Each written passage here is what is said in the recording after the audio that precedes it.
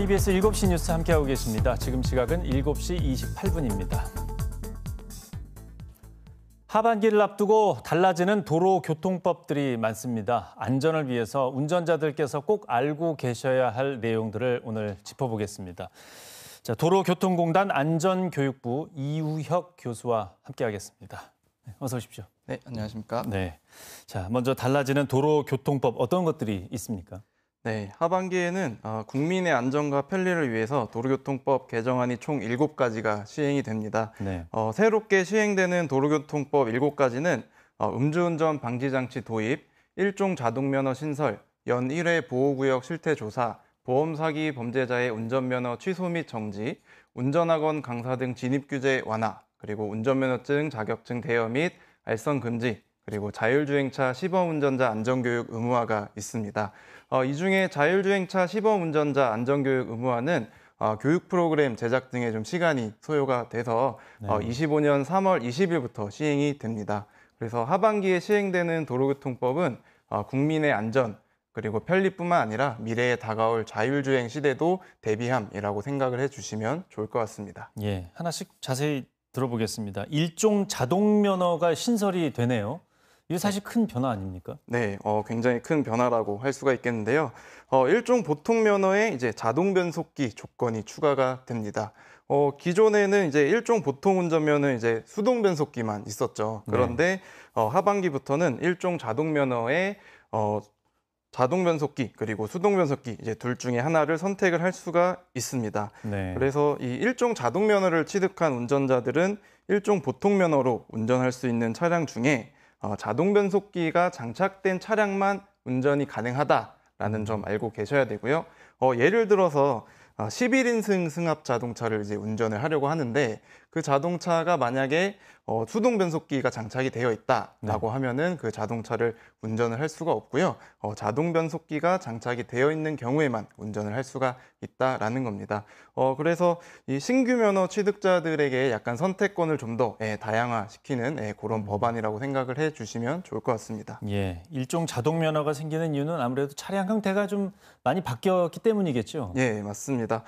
저희 자동 면허가 이제 우리나라에 처음 시행이 된 게 96년도부터거든요. 네. 그 이후로부터 이제 28년간 운전면허 체계가 현행을 유지해 왔습니다. 그런데 이제 자동 변속기 차량이 굉장히 많이 증가를 했죠. 네. 그러다 보니까 승용차는 이제 무려 96%가 자동 변속기 차량이고요. 심지어는 이제 화물 자동차 그리고 특수 자동차 같은 경우도 자동 변속기 차량이 45%의 비율을 차지하면서 자동 변속기 차량의 비율이 계속 증가를 했습니다. 네. 그리고 이제 최근에 차박 같은 이제 캠핑 문화가 이제 많이 이제 확산이 되면서 11인승 또는 이제 15인승 그 수요가 많이 늘면서 이제 다양화된 차량 환경에 좀 대응을 하고 그리고 이제 조건부 면허 운영에 대한 좀 형평성을 맞추기 위해서 이 일종 자동 면허가 신설이 된다라고 생각을 해주시면 좋을 것 같습니다. 예, 우려되는 시각도 있지 않습니까? 이제 이종 자동이 시간이 지나면 일종 자동으로 자동 갱신되는 부분에 대해서 우려하는 부분이 많은데 어떻게 대처를 해야 된다고 보십니까? 네, 일단은 지금 가장 많이 우려하시는 부분이 이 이종 면허 운전자분들이 7년간 무사고가 되면은 일종 면허로 전환이 됩니다. 이제 전환이 되는데 사실 저는 이제 그 부분은 크게 걱정하실 필요가 없다라고 말씀을 드리고 싶은 게 실제로 이제 많은 분들의 선입견 중에 하나가 이 일종 면허를 취득하는 운전자가 이종 면허보다 운전을 좀 더 잘할 것 같고 그리고 이종 면허는 왠지 운전이 서툴 것 같다라고 생각을 하실 수도 있는데 이 저희 공단 통계 자료에 따르면 이 이종 면허가 오히려 사고가 덜 납니다. 네. 그리고 일종 면허가 이종 면허보다 2배 이상 사고가 많이 발생을 하고 있습니다.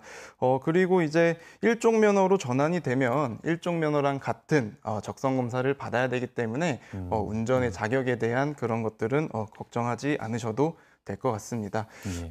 다만 이제 장롱 면허로 좀 오랫동안 운전을 안 하신 분들이 이제 일종 면허를 취득을 하고 이제 다시 도로에 나오시게 되면 약간 불안해하실 수도 있는데 이제 법 시행 전에 대책을 좀 마련해야 될 필요는 있을 것 같습니다. 예.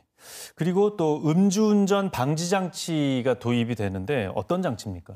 예, 저희 일단은 강원도 내의 음주운전 단속 현황을 좀 보면 음주운전 단속 현황이 이제 4,200건, 그리고 음주운전으로 인한 사고가 한 400건 정도 발생을 하는데요. 예. 일단 음주운전 방지 장치에 대해 설명을 드리면 음주한 상태에서 이제 운전을 이제 못하게 하는 겁니다. 그래서 자동차의 시동이 음주를 한 상태에서는 걸리지 않도록 하는 장치고요. 그래서 이제 음주운전을 좀 사전적으로 예방을 할 수 있지 않을까 생각이 듭니다.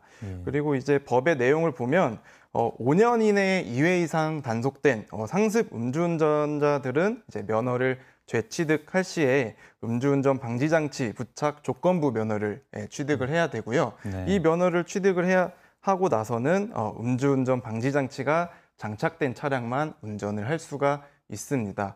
음주운전 방지 장치가 달려있지 않은 차를 운전하게 된다면 무면허 운전으로 처벌을 받게 됩니다. 예. 이 법은 24년 10월 25일부터 시행될 예정인데 이날 이후부터 바로 음주운전 방지 장치를 장착하고 운전하는 운전자가 생기는 게 아니라 이 음주운전에 단속이 되게 되면 면허를 다시 취득할 때까지 결격 기간이 생기게 되거든요. 예. 그래서 음주운전 1회 단속자 같은 경우는 결격 기간이 1년, 그리고 2회 이상부터 이제 2년 이렇게 되는데 단순하게 계산했을 때 26년 10월 25일부터 이 음주운전 방지 장치를 장착하고 운전하는 운전자가 생기게 됩니다. 예. 네. 네, 이런 장치는 좀 일찍 도입이 됐어야 되지 않나, 뭐 이런 생각도 듭니다. 오늘 말씀은 여기까지 듣겠습니다. 네, 고맙습니다. 네, 감사합니다.